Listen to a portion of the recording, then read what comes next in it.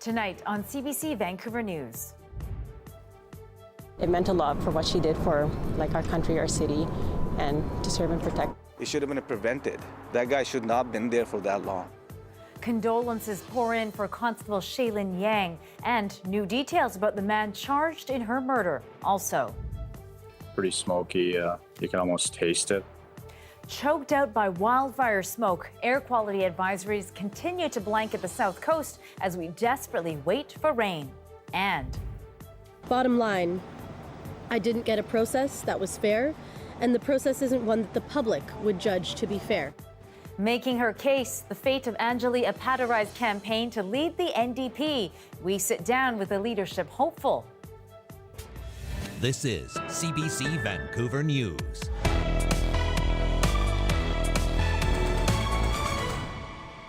Good evening. Thanks for joining us. I'm Lien Yeung. Anita is off tonight. Condolences are pouring in from across the province and even the country for fallen Burnaby RCMP Constable Lien Yeung. The 31-year-old was responding to a call in Burnaby when she was fatally stabbed. And tonight we are learning more about the suspect. CBC's Janella Hamilton is live from Broadview Park where the incident happened. And Janella, we now have the name of the suspect and the charge against him. That's right, Leanne. 37-year-old Jong-won Ham has been arrested and charged with first-degree murder in the stabbing death of RCMP Constable Lien Yeung. Yeung was only 31 years old and was a homeless outreach and mental health officer. She was responding to a call at this athletic field in Burnaby where Ham was living in a tent where we can now see the eye canopy. The suspect does have a criminal history. In February 2021, he was arrested and charged with assault and resisting a police officer. And again, in March 2022, he was arrested and charged with assault. Now, Yeung was coming to this spot just to tell Ham to remove his tent and move along. What led up to the stabbing, the fatal stabbing, I should say, is really unknown at this time. But as the day goes on, more and more people are passing by the park with heavy hearts.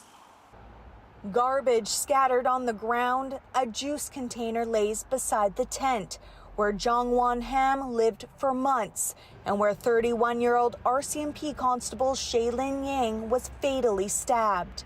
That's devastating.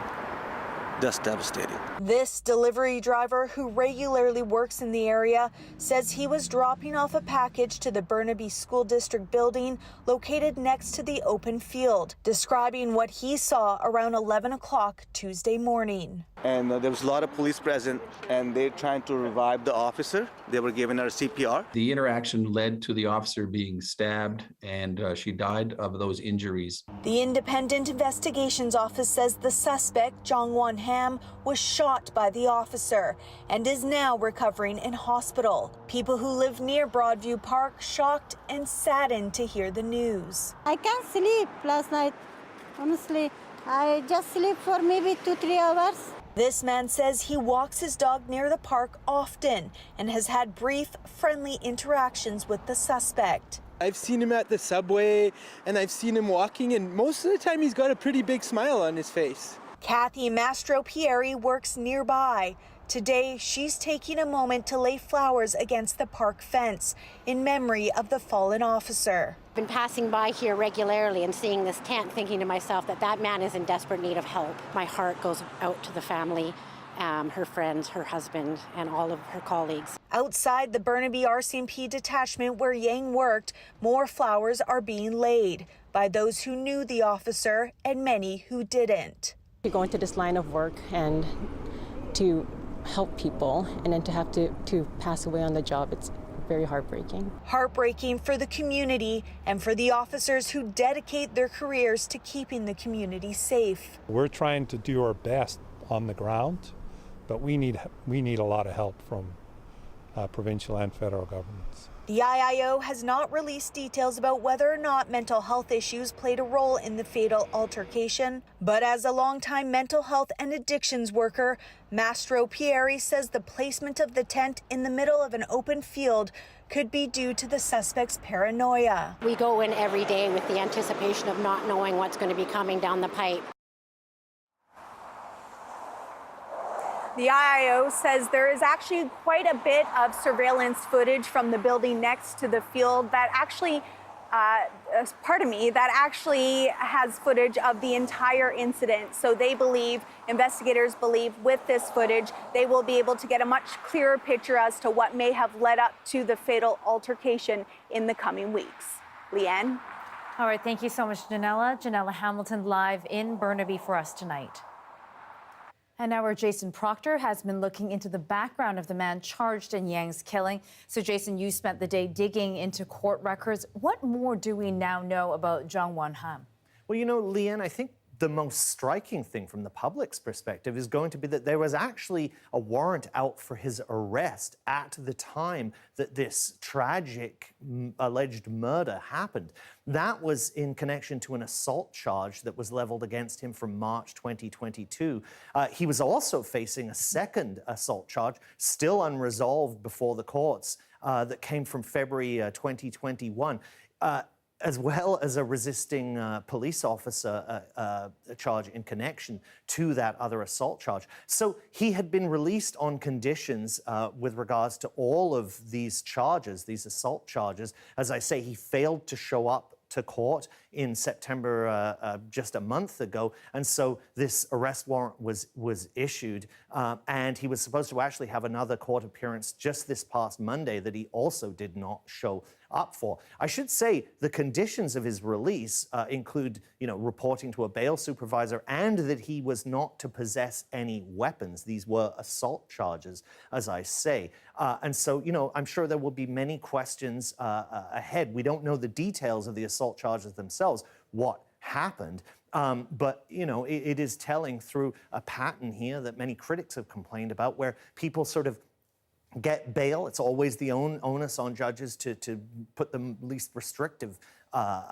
terms possible on people who have been charged with a crime but not convicted. But of course, there will be questions about why he was not in court when he was supposed to be, and that led to this arrest warrant. Yeah, really interesting stuff, Jason. Of course, it's going to raise lots of questions about his interactions with the criminal justice system, those conditions that he breached. Okay, so what happens, though, now from here? Well, so now he made his first appearance on the murder charge today via, actually from hospital. I remember he's been shot. And so he'll have another appearance on that and actually on these two assault charges on November 2nd. And, this is going to be a long process. The criminal justice system is not quick. And certainly where the first-degree murder of a police officer is involved, it will take a while, and the police will obviously want to make sure that everything is done to ensure that they have the case they want. Okay, lots more to come in this case. Thank you so much, Jason. Jason Proctor in studio with me tonight. The Surrey man who shot and killed his girlfriend, Kiran Desi, has been sentenced to 7 years in prison. Harjot Dio pleaded guilty to manslaughter in the killing of his then 19-year-old girlfriend. On August 2nd, 2017, Desi's body was found inside a burned-out SUV in Surrey. Police arrested Harjot at the Vancouver International Airport in 2019. He was initially charged with second-degree murder. He now faces a sentence of 6 years in jail for manslaughter and 1 additional year for interfering with Desi's body. If you're missing blue skies or finding it hard to breathe, you're not alone. Wildfires in BC and Washington state continue to degrade the Lower Mainland's air quality, with a special air quality advisory still in place. As CBC's Corey Bullock reports, Fraser Valley residents, including those in Chilliwack, are among those most affected. I'm here in Chilliwack, where you can clearly see a thick blanket of smoke covering the city. Residents here have been dealing with this smoke for the past couple of days. It's been this smoke is really bothering us a lot. We noticed people walking around with their masks too. It's been quite smoky. We're not enjoying this, but hopefully the rain will come like they said tomorrow, we're hoping. While driving here today, you could see the air becoming thicker and hazier. When you open your doors, you can smell the smoke immediately. According to the website IQ Air, the air quality index here in Chilliwack is at a hazardous level, 396 as of this afternoon. That's 69 times what the World Health Organization considers to be healthy. Environment Canada is forecasting more smoke for the region tomorrow. Rain and cooler temperatures are expected for this coming weekend, which would be a welcome relief for residents who have been dealing with this smoke. Corey Bullock, CBC News, Chilliwack.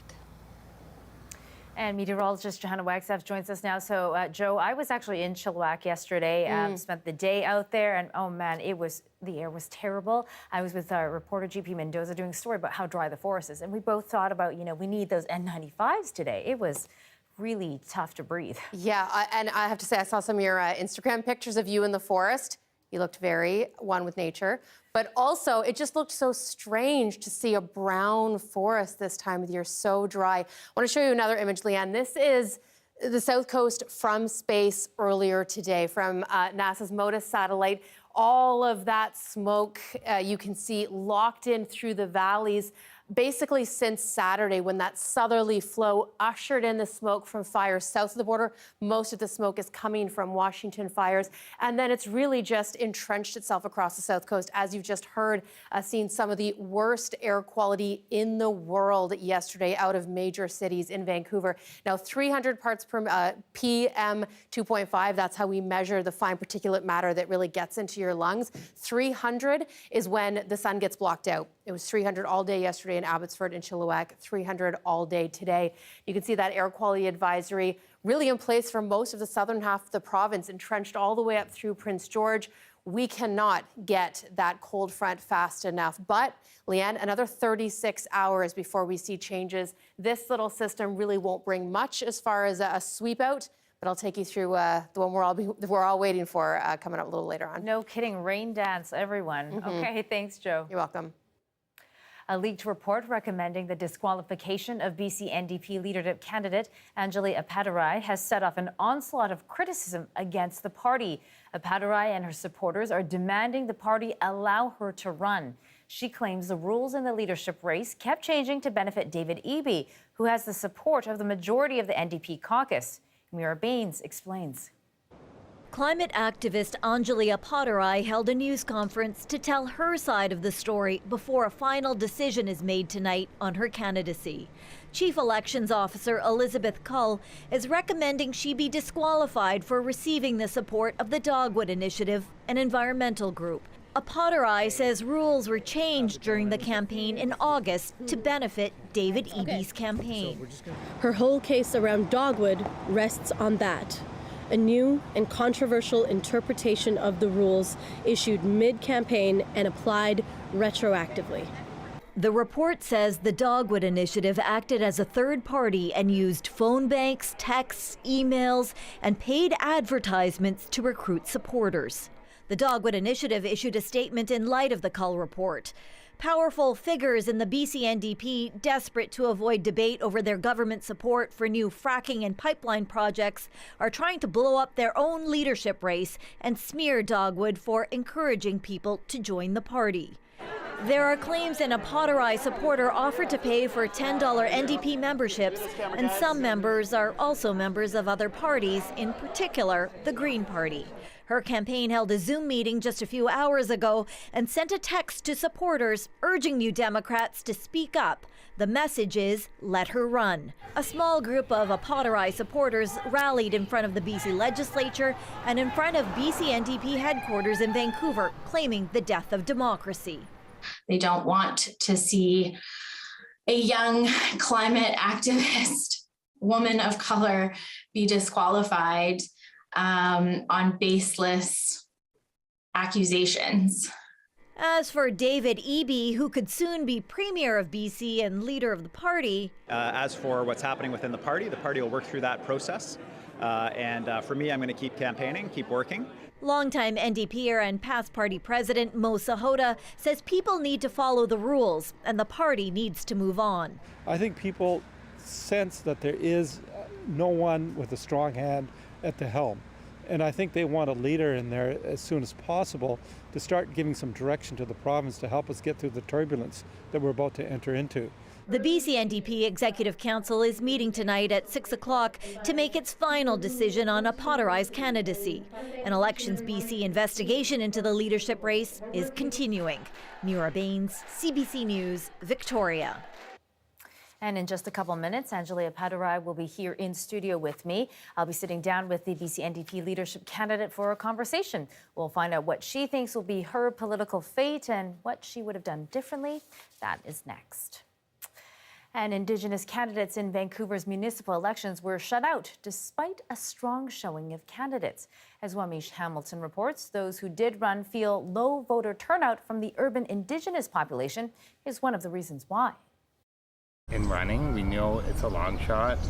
It's difficult, irrespective of the race, for Indigenous peoples to get elected in this country. A long shot, but well worth the effort for Matthew Norris. The one city candidate ran for a seat on Vancouver City Council, but he fell short by more than 7,000 votes. Norris says there wasn't enough attention from parties and media to Indigenous voters. Indigenous people are at the forefront of a lot of the crises in Vancouver, whether it's housing crisis, homelessness, poison drugs, climate crisis. This former city councillor says improving Indigenous representation has to start at the party level. I think we need to make it clear that you're not a serious party if you're not running Indigenous people. Reimer has Cree and Métis ancestry, but she only discovered her Indigenous identity after she was elected to council and became a champion of reconciliation. With everything that we now know about the history of colonization in Canada, that having Indigenous worldviews and viewpoints is a critical piece of a team that needs to be in City Hall or the school board or the park board. Indigenous candidates weren't completely shut out of elections across Metro Vancouver.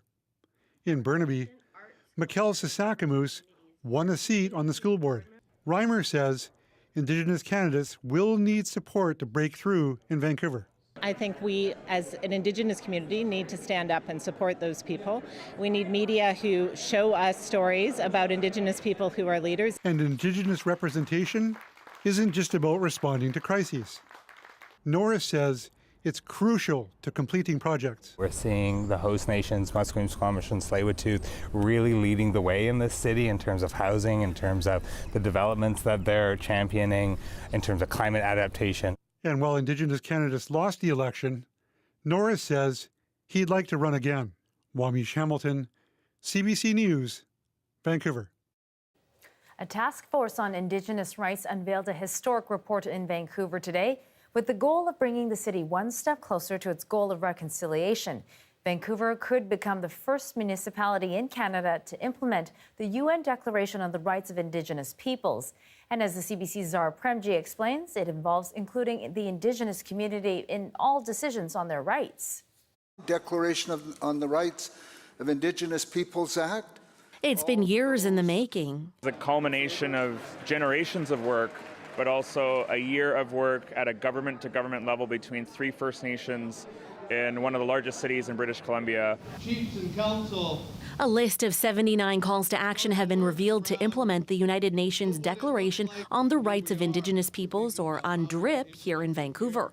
And it comes with collaboration from 3 local First Nations. We have a plan on how to really meaningfully do work together that's going to benefit our nations, but also, I think, this city of Vancouver as well. It's the first co-developed strategy between Indigenous nations and a municipal government in Canada, according to the task force. It is an act, Bill 41. UNDRIP was passed in 2019, and a task force was created to assess how to implement it in Vancouver, focusing on involving Indigenous peoples in all decision-making that impacts their rights.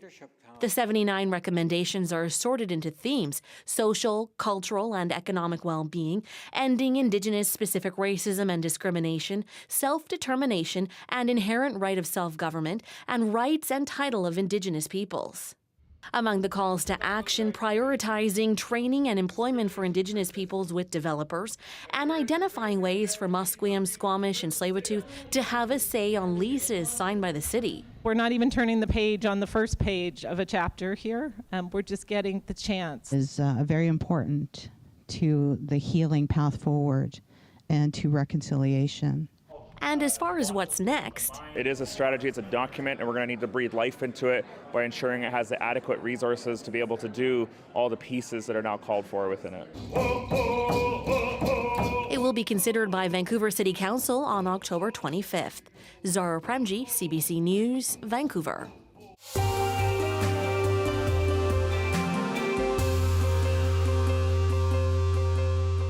It's a glacier right in our own backyard, responsible for some of the water flowing into Coquitlam's taps.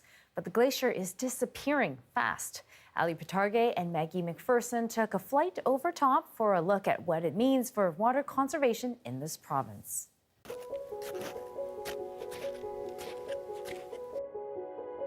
I know when I first came here in 2006, where I'm standing, this was covered in ice here, or a 1 or 2 meter thick of ice. The Coquitlam Glacier is nestled on its deathbed. It's more than 1,400 meters high in elevation, far above the Coquitlam watershed. This glacier is the last one standing among a number that formed centuries ago in Metro Vancouver. Today, during the warmer seasons, the runoff provides about 2% of the water in the Coquitlam Reservoir. But that won't be the case for much longer. This ice is thinning and it's going to decay fairly rapidly. It's one of our best climate indicators of change. And I don't expect this glacier to last past 2050, really. We found the glacier glistening under 20-degree heat because of unusual summer-like conditions into October. From above, the warning signs are everywhere. The water levels visibly low, the cedars reddening, and a stripe of gray smoke stretching across the sky from the wildfire burning at Manning Park. Scientists are here to measure how fast the glacier is melting using LiDAR technology. Those markers were the edge of the snow. Okay, and that's how so much in it's 2 dropped, weeks it's dropped and Yeah. receded that much. Wow. The ice has actually dropped 2 to even 5 meters in just 2 weeks. A lot of that is seasonal snow melt at the top of the glacier, but it's certainly struggling in these warm and dry conditions. Roughly 200 years ago, during the Little Ice Age, the glacier used to spread past where the point I'm standing to near the edge of that valley. And it used to be way higher, but now it's been reduced to running water during this time of year when it's not snowing. This is a heavier downstream flow than usual at this time of year, courtesy of the warmer weather. But much of this water will soak into the ground before making it to the rivers. And the water that does make it to the reservoir is not enough to replenish it. But it's something. And with these glaciers disappearing, that source of water is then gone. Once the glacier is gone, Marshall says the Coquitlam Reservoir will rely primarily on rainfall. And we know our precipitation patterns are changing with climate change. All factors going into long-term water planning. So I think it's important to look at this, realize how quickly these resources are disappearing. And this is, a sign of what's happening elsewhere in North America for sure, but around the world. And think about how we can conserve our water, our drinking water, as we move into the future. It's an endangered species, right? And it's an iconic image of what's happening in the region. At this point, there's no stopping the Coquitlam Glacier's death spiral. What's left of it serves as a stark reminder of challenging times ahead, pushing humanity into uncharted waters. Ali Patarge, CBC News, Vancouver. Reaction to Saturday's election results continues to pour in from across Canada. But while some federal Conservatives see the race as a return to the centre-right, Municipal Affairs reporter Justin McElroy sees it a little differently. We'll give you that perspective after the break.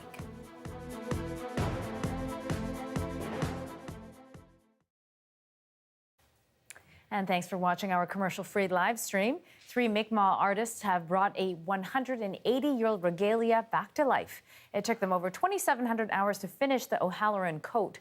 The outfit dates back to the early 1840s when a British captain was given the ceremonial outfit by a local chief.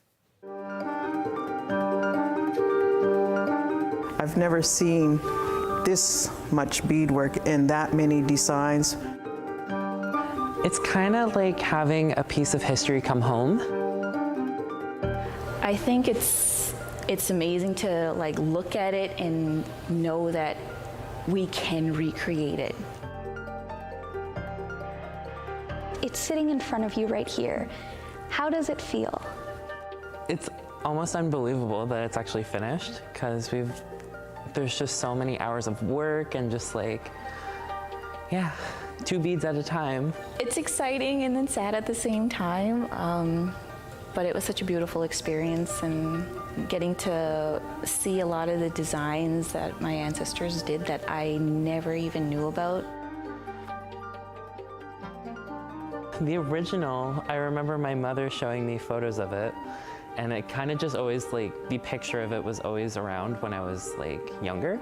So like everything was like always inspired by like the Mi'kmaq designs. At least right now there's names and faces to bringing this kind of style and beadwork back, because the ones who had originally made the original one, they only knew them as just 3 individuals. And their names at the time in history weren't honored or anything. It was created. And so I think in another sense that this is another way to, honor the ones who made this beautiful project. So when they said we're going to have 3 different designers come in, you guys work as a team, I was all for it. So why did you want to pursue this project or get involved in recreating this iconic piece? It's insane to be able to like work on a piece that was so like historical, and like it's actually a piece that I've referenced my entire life, like with everything that I do, and it has inspired like all the designs that I've ever created. And so being able to like actually learn from the ancestors, even though it's been 180 years, is actually amazing. I thought this was such a beautiful and wonderful opportunity to recreate our ancestors' pieces, to hopefully inspire a lot of the young people who possibly thought like me about having questions and curiosity of what we had. So bringing back a little bit of history was my biggest inspiration on this project.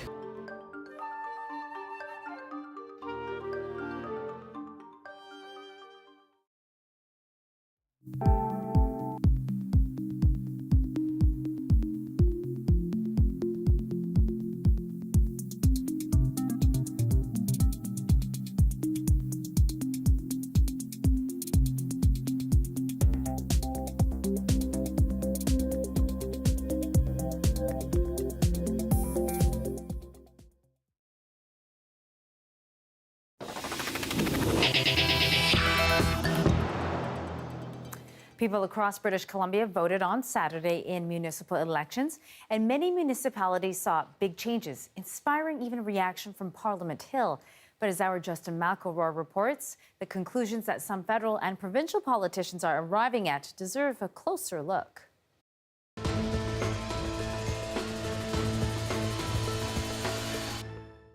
What were Saturday's local elections about? It turns out a lot of people have a lot of opinions. Voters in Vancouver have said enough. That is federal opposition leader Pierre Poilievre, and he had more to say. They have fired the NDP mayor and rejected the radical policies, and instead voted to remove the gatekeepers to build more affordable homes and bring in common sense laws to restore safe streets. Now, Sim and Stewart's housing policies were pretty identical, but Sim did talk about less red tape and more police, so we'll give him 2 out of 3. But he wasn't the only Conservative in Parliament to interpret the results. Vancouver, Surrey, and White Rock residents elected new mayors who will get serious about violence in our communities and remove gatekeepers to build more homes.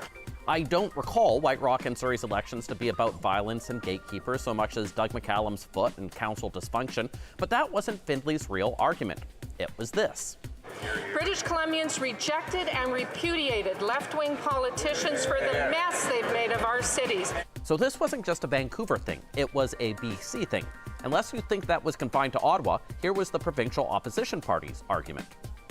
There was a very strong message of change, and that was a message that was given right across this province. But was it really right across the province? Certainly Vancouver changed. Voters did reject a mayor who was seen as soft on crime, who said his opponents were in a competition to arrest the most homeless people. But Vancouver is not all of British Columbia. Population-wise, it's just 13% of it. And when you look right across the province, you see a different story. Here is a chart. It shows the number of local officials seeking re-election across all BC, election after election. And it shows that overall, there was no giant change. That isn't what opposition politicians claim, though.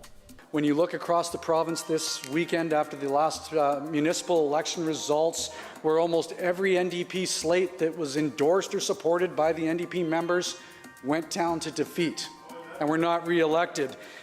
In reality, NDP supported candidates swept to power in Langford and Maple Ridge. They continue to hold power in Victoria and Burnaby and New Westminster. Left-wing politicians should look at the results of Vancouver's election and take home some lessons. But those on the right should also remember the old axiom, all politics is local.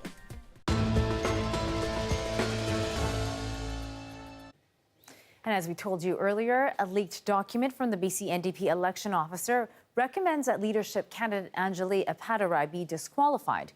The report says Appadurai violated campaign rules by working with third parties to artificially boost party memberships, allowing them to vote in the leadership race. It says the improper coordination played such a big role that it's impossible now to create a level playing field between the candidates. If Appadurai is disqualified, EB would be acclaimed as the next NDP leader and premier of the province, and the party's provincial executive is considering the disqualification recommendation right now. And joining me now is BC NDP leadership candidate Anjali Appadurai. So Anjali, thanks for taking the time to do this. So what do you expect will happen at this executive party meeting that's taking place right now? Well, so prior to this meeting, a recommendation has been put forward by the CEO of the leadership race. And unfortunately, we've heard that my response to that recommendation was not given to the members in advance.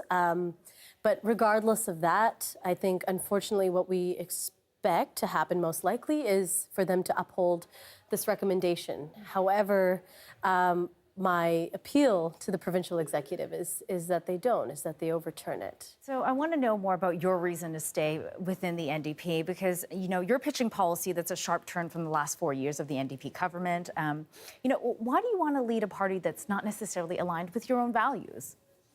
That's a great question. It's because the core values of this party are really aligned with what I believe. You know, this party was founded on values of putting people before profit and building out a strong social safety net and investing in the public good.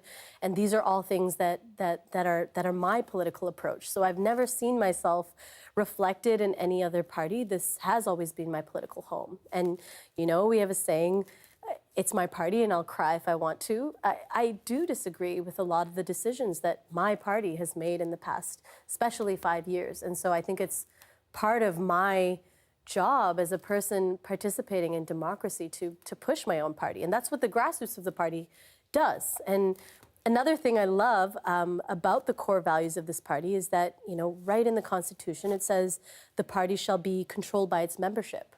And we're unfortunately not seeing that play out. The membership has atrophied, and that grassroots power that I believe should be what's influencing decision making is weak. That relationship between the grassroots and the party is weak. And one of the core reasons why I entered this race was to strengthen that and to acknowledge, you know, you have these wonderful, thriving social movements in BC that are several steps ahead of the government. So say you're not disqualified and you end up, you know, as the leader of the NDP, you know, your entire caucus, though, has endorsed your opponent, David Eby.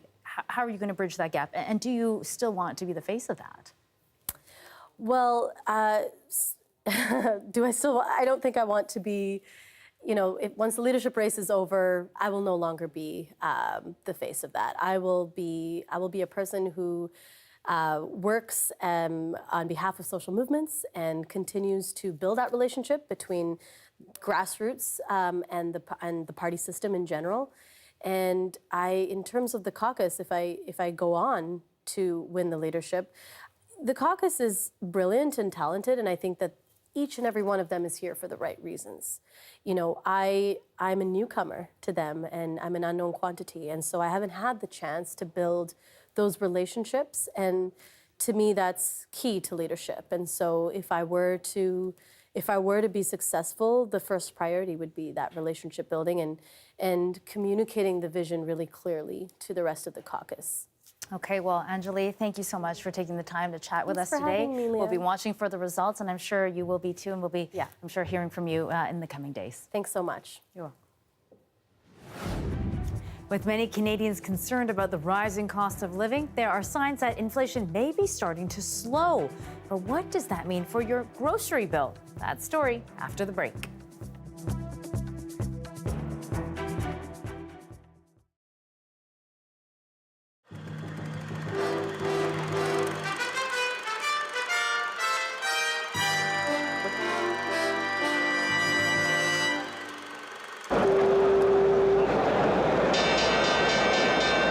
No one has seen anything like it before.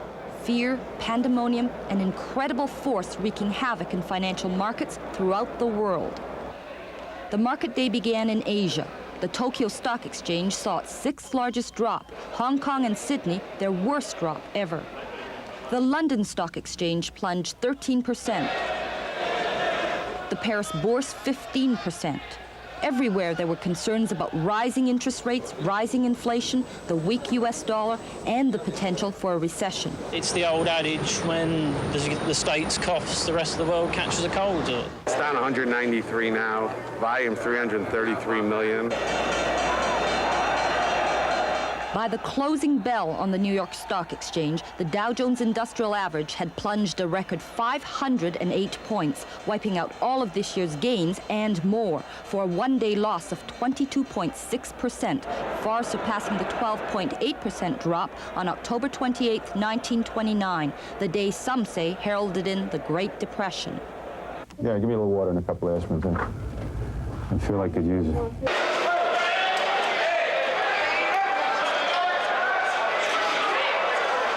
Toronto also saw a record loss today, plunging 407 points. Everyone seemed to be selling. Big investors, small investors, pension and mutual funds. And it was the same story right across the country. One word, plummet. Panic selling. Panic selling, that's all it is. This is like something for the history books. While some experts say there's no need for concern, Ian McAvity, one of Canada's leading market analysts, is pessimistic. I think that this break, as far as I'm concerned, this break is confirming that the American economy will be in recession within the next 6 to 9 months. By the middle of next year, the economy is going to roll over. Again, that's because the entire recovery has been fueled by debt. Debt's been going like that, and I think you're going to see it change direction abruptly. Market watchers are now waiting to see what will happen in Tokyo overnight. If the crash continues, there could be another financial beating on North American markets tomorrow. But most analysts expect the panic will subside soon and stock prices will improve, at least temporarily. However, they also agree the bull market that has lasted for the past 5 years is now over. De Hoyen, CBC News, Toronto.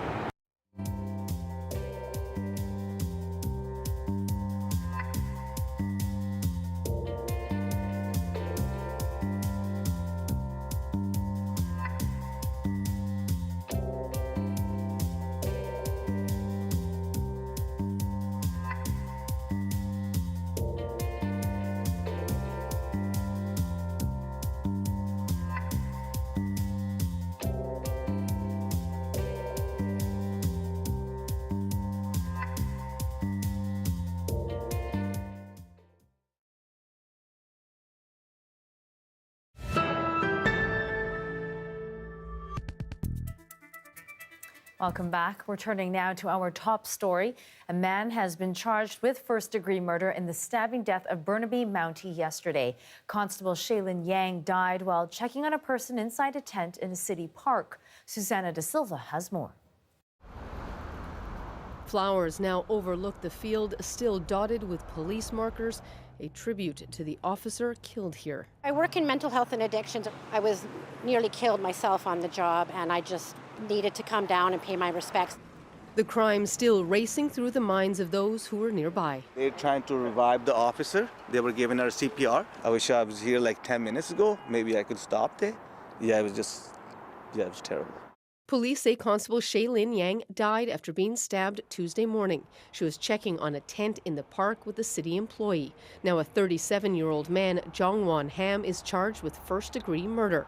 Just the day before, a warrant for his arrest was issued related to an alleged assault that took place in Vancouver earlier this year. But police say that wasn't why the officer was there. Constable Yeung was asked to assist in a notification to him that he was not permitted to be in the park. They weren't there to remove him at the time. Investigators say Yang shot Ham after she was allegedly attacked, and that cameras nearby captured it all. He is expected to survive. Local residents say the accused had been living in the park for around 8 months. I've seen him at the subway, and I've seen him walking, and most of the time he's got a pretty big smile on his face. But some say he shouldn't have been living there at all. He could have been removed, and maybe he needed the help, but that should not happen. It should have been prevented. Police say trying to support those in need is why the 31-year-old officer volunteered to work in the homelessness outreach unit. To go into this line of work and to help people, and then to have to pass away on the job, it's very heartbreaking. A devastating loss for her family and fellow officers. Susanna De Silva, CBC News, Vancouver.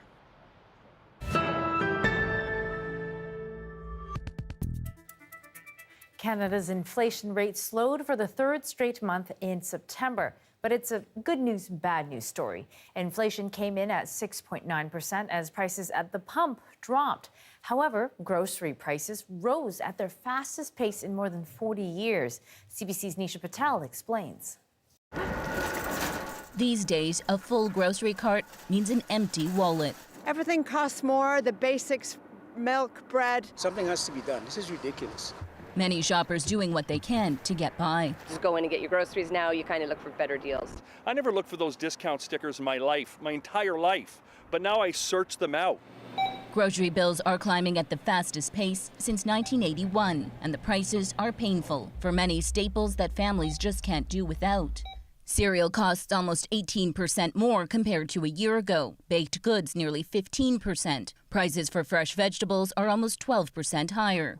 This independent grocer has seen prices from its suppliers jump. Meat, dairy, cheese and produce, especially produce, we've definitely seen quite an increase in the costs, to us anyways. And there may be little relief on the food front, as a weak Canadian dollar means it will cost more to import fresh fruits and vegetables over the winter. Food prices are rising as the cost of fertilizer increases. Bad weather takes a toll on crops, and Russia's invasion of Ukraine drives up global grain prices. Meanwhile, consumers are paying more for cars and furniture, though there was less pressure at the pumps, as average gas prices fell 7% last month compared to the month before. We're headed in the right direction, I think, as supply chains adjust and as demand gradually cools in response to higher borrowing costs, but it's still going to require some patience. Still, while the headline inflation rate cooled, this economist says core inflation, which strips out volatile items like food and energy, is still too hot. There are no easy choices. If we don't raise interest rates, then we'll never cool down inflation because we'll never cool down the demand and supply drivers behind it. So aggressive interest rate hikes will likely continue. Many economists predict the Bank of Canada will raise rates between 50 and 75 basis points next week. Nisha Patel, CBC News, Toronto. The efforts to wrestle down inflation mean there will be more hard days ahead. That warning comes from the finance minister today. Chrystia Freeland says the country's economic growth will slow down and unemployment will go up. CBC's David Cochran has the details. A blunt warning from the Deputy Prime Minister. Times are tough. They're about to get tougher. Our economy will slow as the central bank continues to step in to tackle inflation. Soaring inflation is the biggest challenge on Freeland's plate, as Canadians struggle to fill theirs due to rising costs on everyday essentials such as food, where price hikes are north of 11%. Low-income people are just, they're just getting overwhelmed by these higher food prices. A lot of their more limited income is going to food, so they're really being hit the hardest. The solution is to let the Bank of Canada attack the problem by raising interest rates, which creates pressures in other ways. Mortgage payments will rise. Business will no longer be booming. Our unemployment rate will no longer be at its record low. Inflation has dropped from record highs of 8.1% this summer to 6.9% today. But with a target rate of 2%, that's like a car doing 69 in a 20 zone. It's slowing down, but still way too fast.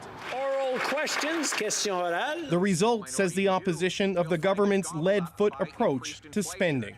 The Royal Bank says that the average family will pay $3,000 more in inflation and higher interest rates. These are the results of the $500 billion of inflationary deficits. From this point, the spending will be limited. Any assistance focused.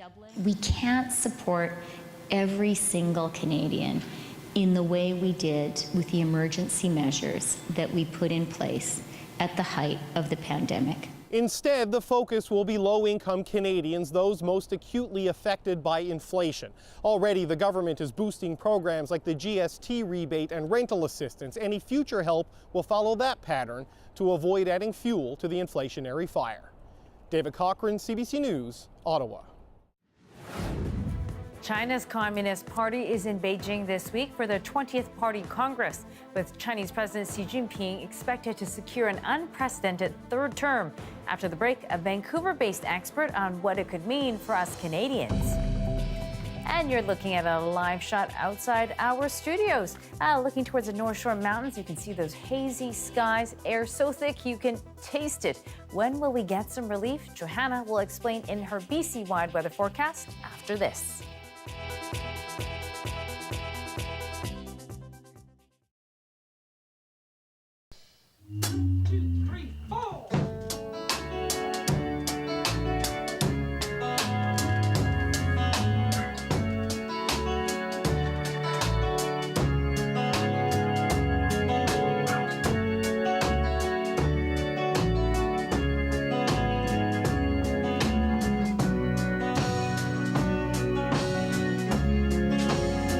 Grapes of Wrath.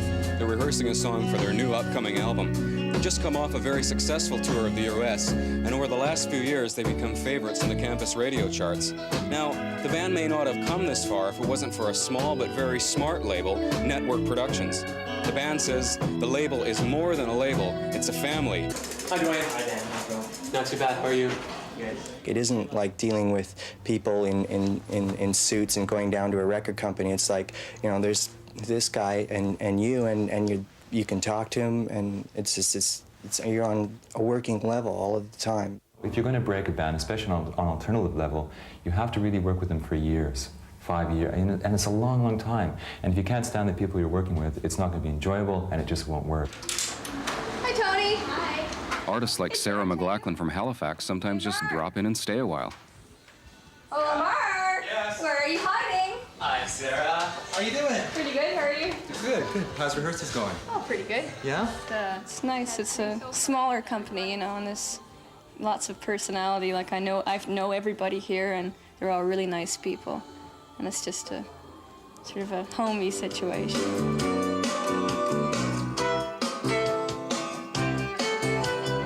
You may not have heard about all of Network's bands.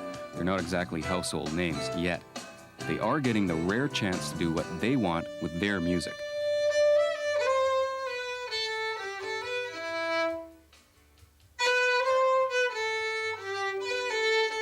When you first get signed, you are naive and you don't really know a lot of things that are going on, so it's nice to have a small company that's going to let you try things and they're going to lead you in the proper direction. We were able to do records pretty much, you know, on our own, without the same, you know, financial pressures and the same sort of pressures for sales and musical pressures that a major can put on a band. You know, like you've got to get airplay or you've got to sell 200,000 copies, otherwise the album won't break even. With Network, our first album was done for under $7,000, so there wasn't that kind of pressure.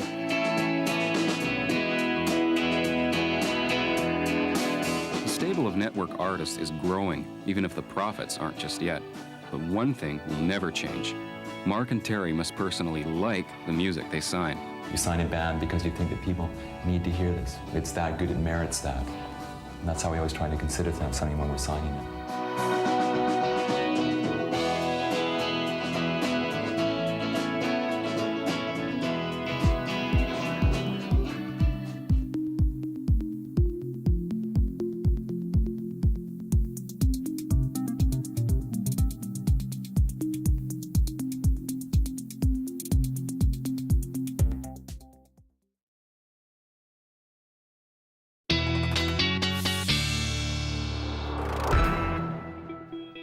And Johanna Wagstaffe joins us again with more on the weather. So, Joe, we are all looking for the rainfall because between the air, the heat, it's just feeling strange times. What, it is feeling October. What's our date here? It's Blade Runner 2050.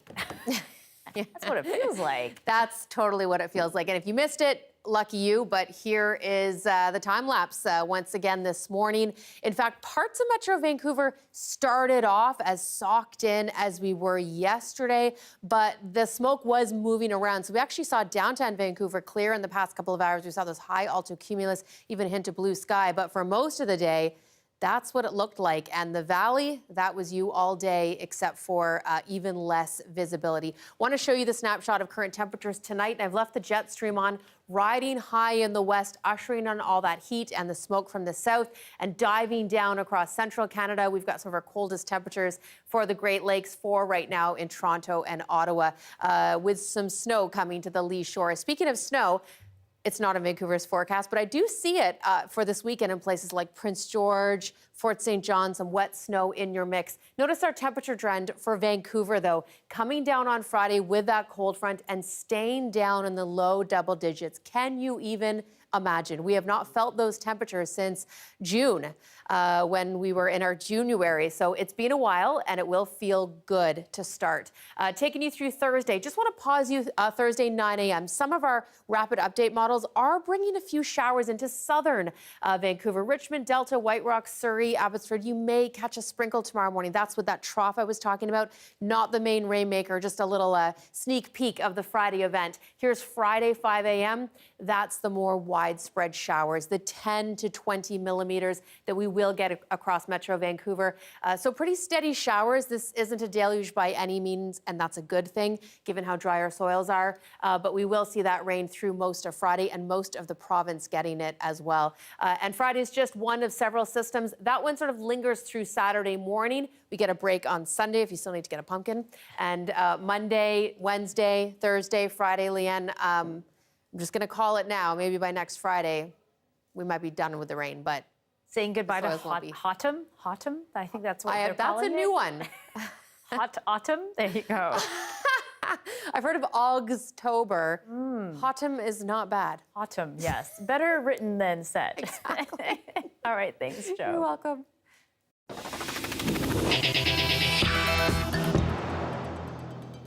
China's Communist Party leaders have been meeting in Beijing for the party's 20th Congress. The week-long event, which kicked off on Sunday, is expected to conclude with Chinese President Xi Jinping elected for a third 5-year term, making him China's most powerful ruler since Mao Zedong. At the opening ceremony, Xi called for accelerating the building of a world-class military and refused to rule out the use of force against Taiwan. The Chinese leader also touted his fight against COVID-19 and that added the country will carry on with its zero COVID strategy, a policy that has caused widespread frustration. And for more on the story and how it affects us here in Canada, we're joined by Jie Chen. She's an associate professor of law at UBC's Allard School of Law. So, Professor, for many of us who aren't following the day-to-day events in China, why is this party congress so significant? So the party congress meet every 5 years and decide who will be in power, especially the top positions of the party as well as the government for the next 5 years. Right. So among them, of course, President Xi Jinping, and we're talking about potentially an election for a third term. We've heard lots about it. What would a third term mean for the people of China and for us here?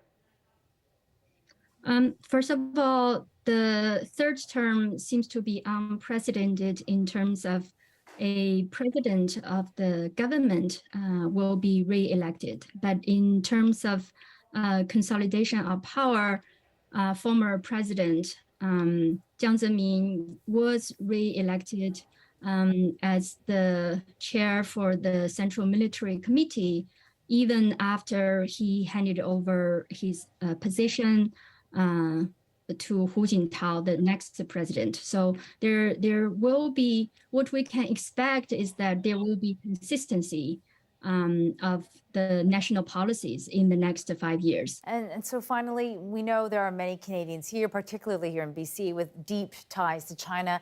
How will the outcomes of this Congress affect us going forward? In terms of China-Canada relations, we have to position both China and Canada in the international environment. The main problem or the main issue in current international relation is the rivalry between the US and China. And Canada seems to have chosen a side against China, and China has not changed its policy in terms of either being more assertive or being the warrior diplomacy. So my view is that Canada could have played a more important role as a middle power, but it can also choose to side with the US against a rising power as China. Okay, lots to watch for. Thank you so much for joining us today, Professor. Professor Jie Chen, she is an associate professor of law at UBC's Allard School of Law. Thanks for having me. She gives new meaning to the idea of a mature student. A Toronto area senior made quite the splash when she crossed the stage at Convocation. We'll tell you why she felt the need to hit the books next.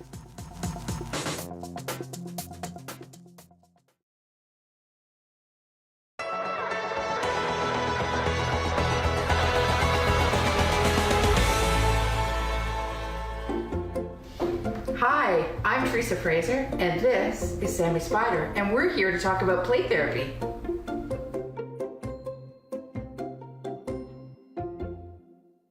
Play therapy is just as talk therapy is for adults.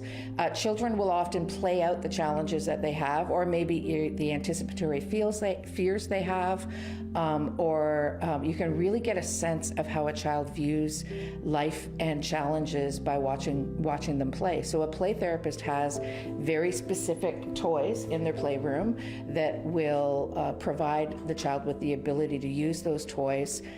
Instead of using words, they can play out how they're feeling. This dollhouse is really wonderful. It gets used a lot by children who have experienced lots of moves in their life. So as a result of perhaps foster care or maybe homelessness, so they can open up each door and tell a story about that part of their life where they lived. We'll often have kiddos come and play through some traumas, which is why the emergency vehicles are helpful, and grief and loss issues. So important to have miniatures that represent different family members. And then often, especially since COVID, we're seeing such an increase in children experiencing anxiety. Many people think play therapy is only for children from 3 to 7 years of age, but that isn't the case. The wonderful thing about play therapy is it can integrate with so many other models of therapy. Each of these miniatures is intentionally here to represent an experience that someone would have, and they can use this miniature to depict that experience in the sand tray. So really important to have miniatures that reflect different cultures and faith traditions, as well as having people of different communities. Most play therapists will also have a sand tray, and a sand tray is used not just for little people, but also adults. Play really kind of sets the stage for creating safety and comfort to then be able to start grappling those issues that people may have been carrying around for a long time. It's so important to really take some time and kind of get in touch with what are the activities and play-based activities that bring you joy. How can we feel more grounded and happy just in ourselves and with others around us, and go do that thing.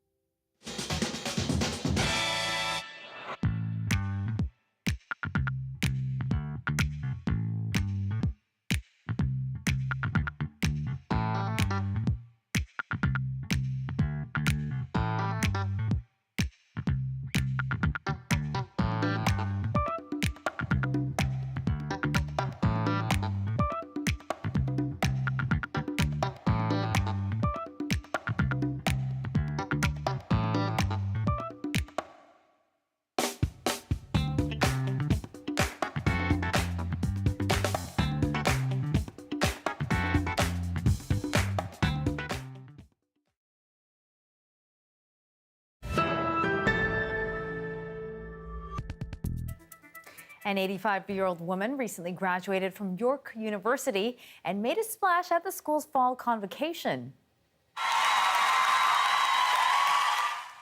Oh, the cheering. Hortense Anglin, who lives near Toronto, earned her Bachelor of Arts degree, and she did it during the pandemic after learning how to use Zoom and other online tools.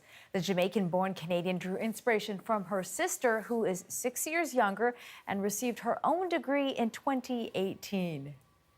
What an inspiration. It's never too late, eh? All right, thank you so much for being with us tonight on CBC Vancouver News at 6. A reminder, you can always catch us on CBC Gem. That is our free app, as well as on YouTube, Instagram, and our website, cbc.ca/BC.